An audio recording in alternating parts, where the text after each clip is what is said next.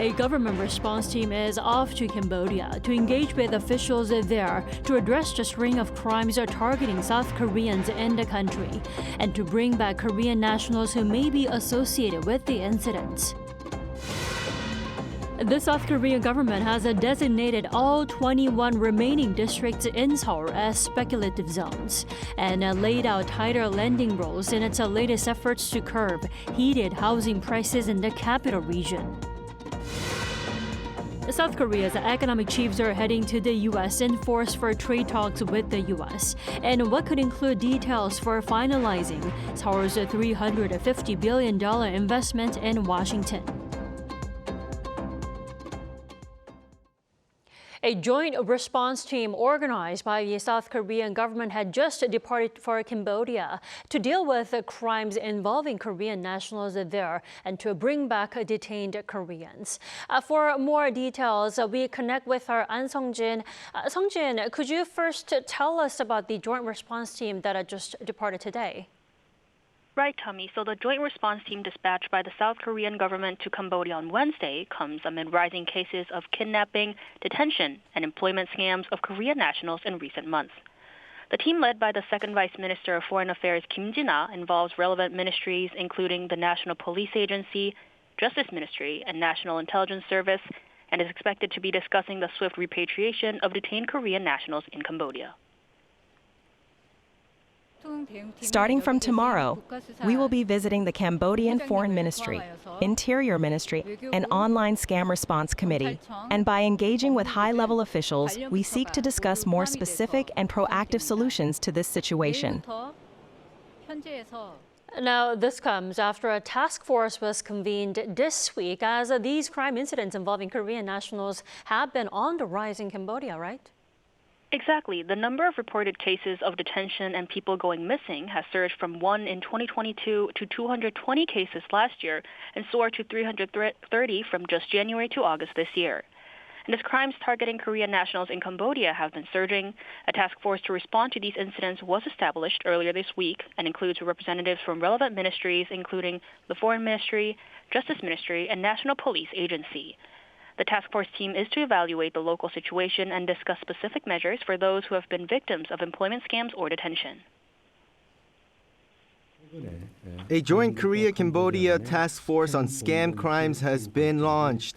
We intend to run this actively and discuss the establishment of a Korea desk within the Cambodia police force. We aim to take firm action against those who commit crimes and swiftly rescue any victims. Meanwhile, certain areas in Cambodia will be under level 4 travel bans, the highest in the 4-scale travel warning system starting from midnight tonight. The Foreign Ministry noted that those who visit the areas may face punishment under the Passport Act and other relevant regulations. And as the South Korean ambassador to Cambodia role is still vacant, the former ambassador to Lebanon will be dispatched to look over the local situation. That's all I have for now. Back to you, Dami. All right, Sung-jin, thanks for the coverage. Now, in other news, Prime Minister Kim Min-seok has urged stronger efforts to ensure the safety of inbound tourists, as South Korea expects an influx of visitors ahead of the APEC leaders meeting later this month. Presiding over a meeting with relevant ministries on Wednesday, Kim denounced the ongoing anti-foreigner protests in the country as acts of self-harm and ordered a firm response in accordance with the law and principles. Among the measures discussed was strengthening information sharing through the 1330 Korea Travel Hotline, a 24-hour helpline that offers multilingual guidance in immigration, safety, and tourist complaints. Now, with the APEC leaders meeting in South Korea's Gyeongju being just about 2 weeks away from today, eyes are on whether the event will include scenes that we saw back in 2019 when the leaders of North Korea and the U.S. met up in the Korea's demilitarized zone. Our Kim Bo-kyung talked to some experts. Speculation over the possibility of a North Korea-U.S. summit mounts, as many sources say American diplomats are readying themselves for the event. The Telegraph reports that not only are American diplomats dusting off plans for Trump to make a surprise visit to the DMZ, but the U.S. Embassy based in Seoul, too, is revisiting such a plan. Unification Minister Chung Dong-young, too, during the parliamentary audit on Tuesday, mentioned a summit could be possible and that the leaders appear ready for talks based on collected data. Trump already has experience of having become the first sitting American president to set foot in the reclusive regime by crossing the demarcation line in 2019. The meeting was at the border village of Panmunjom inside the DMZ, where another surprise visit could happen as they have already seen each other there. Experts say the possibility of a meeting cannot be ruled out, but it depends on Trump. Looking back at what happened in 2019, the two leaders know each other well. And given that Kim is emphasizing his personal ties with Trump, the possibility of a summit cannot be ruled out. Ultimately, it comes down to whether President Trump will make a decision regarding Kim Jong-un's key demand, recognition of North Korea as a nuclear-armed state. When it comes to when Kim will decide to test fire the recently unveiled Hwasong-20 ICBM, the same expert says North Korea is ready to launch anytime, but will choose the proper time to boost its bargaining power. Yet the launch won't be before their potential meeting at the end of this month, as Trump would find it unpleasant and could reject the negotiations. Apart from a potential summit, South Korea is making efforts to ease tensions and normalize inter-Korean relations, with the Unification Ministry planning to restore structure and functions that were scaled back under the previous administration. Yet the expert says normalizing ties would take some time. Given that resolving North Korea's nuclear issue through U.S.-North Korea dialogue is likely to take a considerable amount of time, it's reasonable to expect that it will also take a long time before any real momentum builds in U.S.-North Korea talks or inter-Korean relations. With North Korea reportedly having built sections of anti-tank barriers spanning 10 kilometers along the inter-Korean border, Pyongyang seemingly has no interest yet in normalizing ties with the South unless the negotiations with the U.S. end successfully. Kim Bo-kyung, Arirang News. After striking a bilateral framework trade deal in late July, South Korea and the U.S. are now left with detailing the plans for South Korea's $350 billion investment in the U.S., from how to finance the deal to sharing the profits. And now, to make tangible progress ahead of the APEC leaders meeting, high-level officials are heading to the U.S. for negotiations. Our Moon Ji-young reports. Amid the deadlock in South Korea-U.S. tariff negotiations over the detailed implementation of a comprehensive $350 billion investment package, Finance Minister Koo Yoon-chol departed for Washington on Wednesday to attend the G20 finance ministers and central bank governors meetings, and also for coordinated separate meetings with U.S. Treasury Secretary Scott Bessent. Although the schedule will be extremely tight, I anticipate multiple opportunities to meet with the U.S. Treasury Secretary. As I previously explained, I anticipate that Secretary Bessent is already quite familiar with Korea's situation, and I'll make sure to convey it thoroughly before my return. Reinforcing the high-level delegation, Presidential Chief of Policy Kim Yong-bum and Industry Minister Kim Jong-kwan will also depart for Washington on Thursday for follow-up tariff negotiations. Presidential Chief of Policy Kim is specifically scheduled to meet with U.S. Commerce Secretary Howard Lutnick. Kim said in an interview on Wednesday that practical negotiations are well underway to finalize the tariff agreement with the goal of completing it by the APEC leaders meeting. He added that over the past 2 weeks, the U.S. had shown a significantly meaningful response to Korea's revised proposals, even presenting new alternatives, which the government had extensively discussed during the recent Chuseok holiday. Trade talks are expected to focus on the details of South Korea's $350 billion investment package. This visit comes as Seoul and Washington have reported little progress since striking a bilateral framework trade deal in late July, which aimed to lower U.S. tariff on South Korean goods. Crucial differences remain over how to finance Korea's planned investment in the U.S. and share the profits. Seoul seeks to largely fund its planned investment with loans and credit guarantees, but as the U.S. demands a direct cash investment, Seoul is pushing for a currency swap deal to mitigate potential financial crisis risks. Moon Ji-young, Arirang News. The International Monetary Fund has upped South Korea's growth outlook for the year at 0.9%. But the international body's warnings linger that escalating tariff tensions and global uncertainties could slow the recovery. Our Moon Hae-ryun has more. The International Monetary Fund has raised its forecast for South Korea's economic growth amid pressure on Seoul to wrap up trade negotiations in Washington. In its latest economic outlook, the IMF now expects the economy to grow by 0.9% in 2025, 0.1 percentage points higher than its July projection. This is in line with forecasts from domestic institutions such as the Bank of Korea, but lower than that of the OECD's. South Korea's forecast for 2026 was maintained at 1.8%, with the country's finance ministry stating that this projection is interpreted to mean that economic growth will return to its normal trajectory next year. The IMF, however, warns that escalating tariff conflicts could hurt South Korea's export-driven sectors, particularly automobiles, and weigh on overall growth if trade tensions intensify again. Globally, the IMF raised its growth outlook to 3.2% for this year, up 0.2 percentage points from July, citing stronger than expected resilience in major economies. The U.S. economy is now projected to grow by 2% this year and 2.1% next year, while China's growth is expected to slow from 4.8% to 4.2%. The financial institution said the impact of U.S. tariff policies was smaller than initially feared, thanks to preemptive supply chain adjustments and new trade arrangements. But it cautioned that rising tensions between Washington and Beijing could once again weigh heavily on global growth. This is more of a downside risk in a sense. This is what we have to think about what could happen if negative trade measures were implemented, if some restrictions on exports of critical materials were implemented. It illustrates the potential for the global economy to take a turn for the worse if trade tensions become more elevated. It also pointed to the ongoing AI investment boom as a potential source of instability, warning that if the bubble bursts, it could echo the shock of the internet stock bubble bust of the early 2000s. Moon Hae-ryun, Arirang News.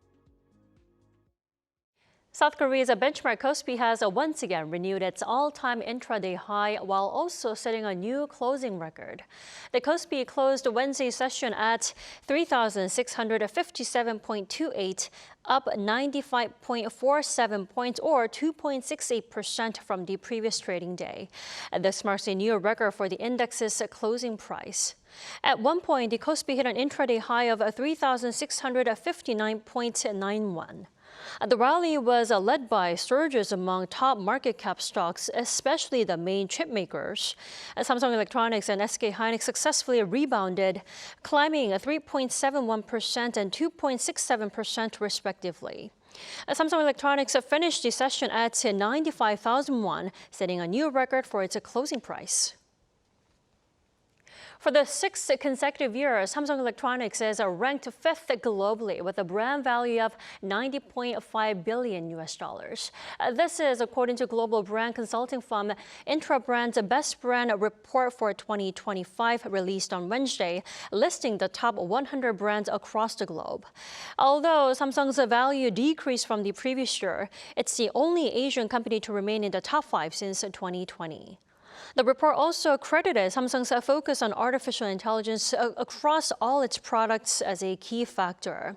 Now, Hyundai Motor held its position at 30th for the second year in a row.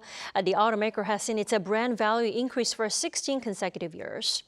Now, Kia is the only other South Korean firm on the list, ranking 89th.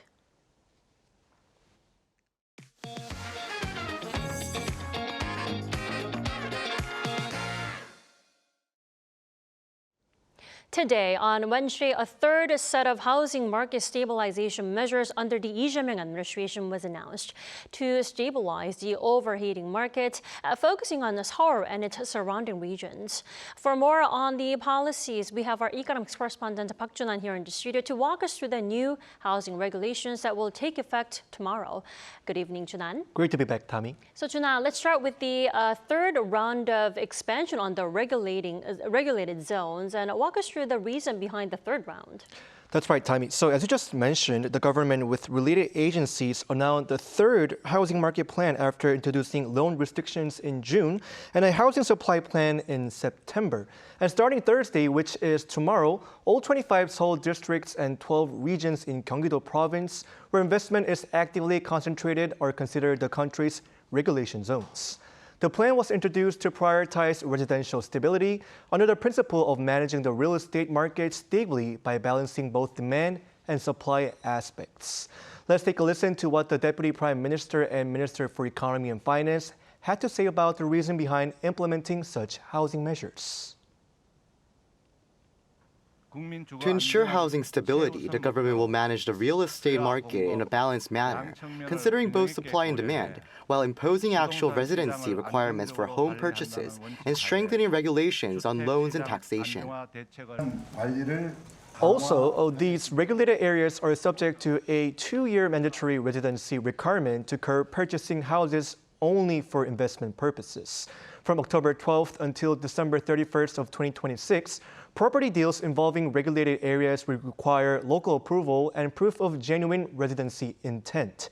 The government said it will decide on whether to extend the measure depending on market conditions. Jun-an, along with expanding regulated zones, today's announcement also included stricter and tighter lending loans. Walk us through the proposed tighter mortgage intentions then. Right, Tammy. There are actually two things we should take a look at. And the first thing is the loan-to-value ratio rules. And the second one is a mortgage regulation that caps the maximum amount a person can borrow. For the 37 affected regions, the loan-to-value ratio will go down from the current 70% to 40%, meaning home buyers must provide at least 60% of the purchase price in cash. Also, the revised mortgage regulation indicates that the money a buyer could borrow can range anywhere between 200 million to 600 million Korean won. If someone wants to buy a house that is worth 1.5 billion won, the maximum amount of money they could borrow is 600 million won. However, the mortgage limit will be capped at 400 million won for homes valued at over 1.5 billion and up to 2.5 billion.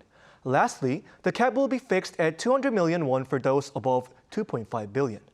Regarding the government's policies, a real estate columnist and professor of real estate science claimed that it could slow down the pace of housing price increases, but it would take some time to actually see the results. Let's take a listen. The good thing is that it can reduce transaction volumes and ensure that only actual residents can buy. The downside, however, is that those who really want to buy will still buy houses even if it's inconvenient. So I am not sure if it's enough to push prices down. What it can achieve is a reduction in transactions and a slight slowdown in price growth. Since it curbs demand, the advantage is that it aims to stabilize the real estate market. Naturally, with demand being restrained, the expectation is that prices will stabilize.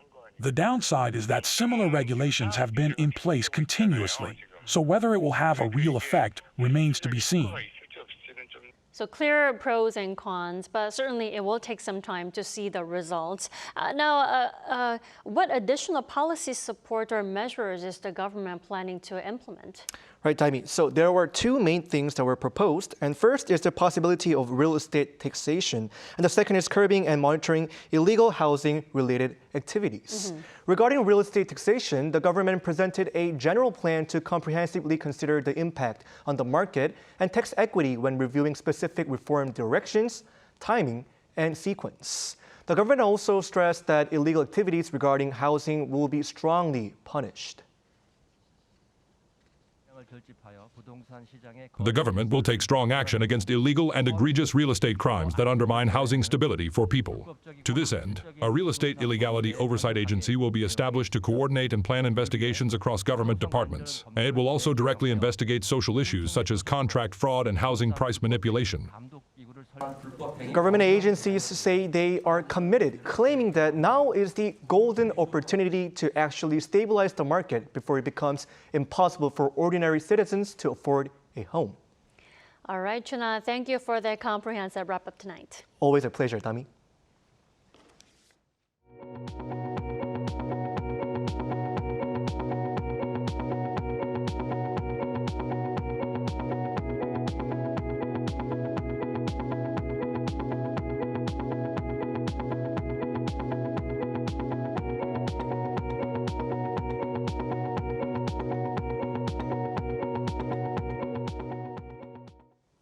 President Lee Jae-myung met with Sweden's Crown Princess Victoria at the Yongsan Presidential Office on Wednesday. 대한민국이 가야 될 복지 국가의 전형이기도 하고 특히 저 같은 경우는 아바라고 하는 그리고 최근에는 한강 작가 때문에 또 스웨덴과는 아주 각별한 감정을 느끼고 있습니다.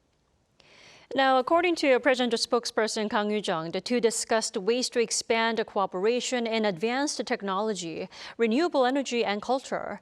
The Crown Princess and her husband, Prince Daniel, are in South Korea for 3 days until Friday at the invitation of Prime Minister Kim Min-seok.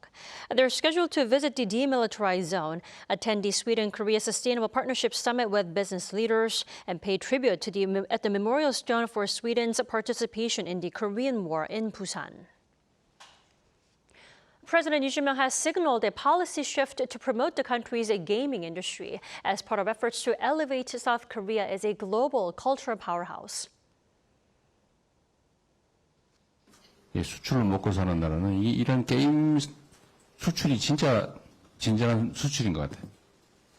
어떻게 이 문화산업 중에서도 게임 산업을 진흥할 건지 또 이거를 특정 소수가 독점하는 게 아니라 많은 사람들이 기회와 이익을 함께 나누는 그런 좋은 산업으로 만들 것인지. He met with CEOs from the gaming industry today here in Seoul, hinting at a shift away from the past era of regulations that focused on preventing addiction, as he noted the economic potential. The president's office has designated this week as K-Culture Week.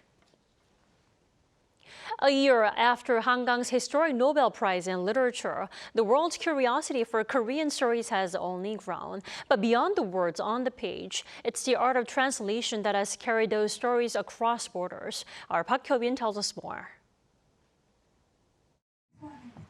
It's been a year since Korean author Kang became the first South Korean to be awarded the Nobel Prize in Literature. Since then, with K-pop, K-dramas, and K-films capturing audiences worldwide, Korean literature has emerged as another key pillar of the K-culture wave, and at the heart of it all is translation. Translation is absolutely vital. Korean is not a global common language, so for our literature to reach international readers, translation is the most important bridge. Kwak says the bridge is now being built by a new generation, native language translators from around the world drawn by their passion for Korean culture. Since 2008, our institute has been running a translation academy to train translators who can faithfully and fluently convey Korean literature. Each year, about 120 students from 7 language regions take part in the program. Many of them are so fluent in Korean that you can hardly tell whether they are native speakers or not. So do you have any specific plans or any goals in terms of making the Korean literature more popular in the global market? We want to strengthen the translators' entire career path, from newcomers learning under senior mentors to professionals joining dedicated residencies that allow them to focus fully on translation. As Korean books gain traction abroad, Kwak notes that global readers are embracing an ever wider range of stories, from healing-themed fiction to socially charged novels. Our next goal is to broaden that reach, not only sharing popular titles, but also introducing literary works of high quality and artistic depth that haven't yet been discovered overseas. For Kang and other writers, translation has been the key to voice, and as more translators bridge languages and cultures, the world of Korean literature continues to expand beyond borders. 박효빈, Arirang News.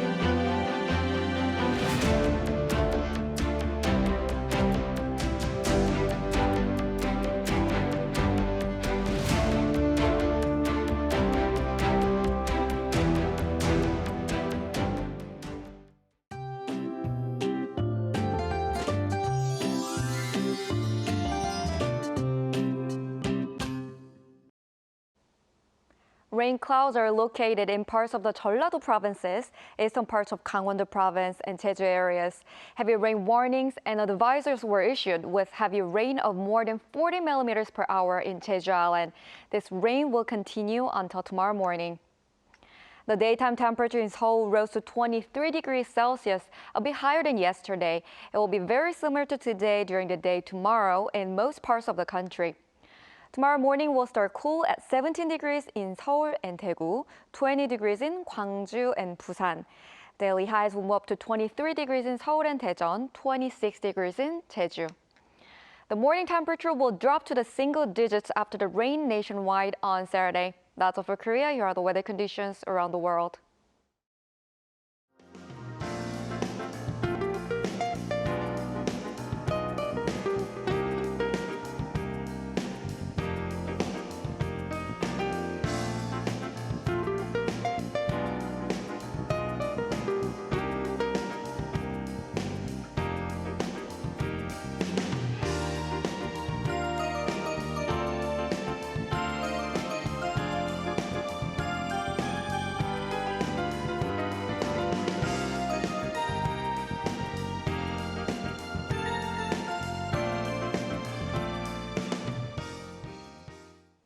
That's all we have for tonight. I'm Kim Dami. From all of us here at Arirang, thanks for watching and good night.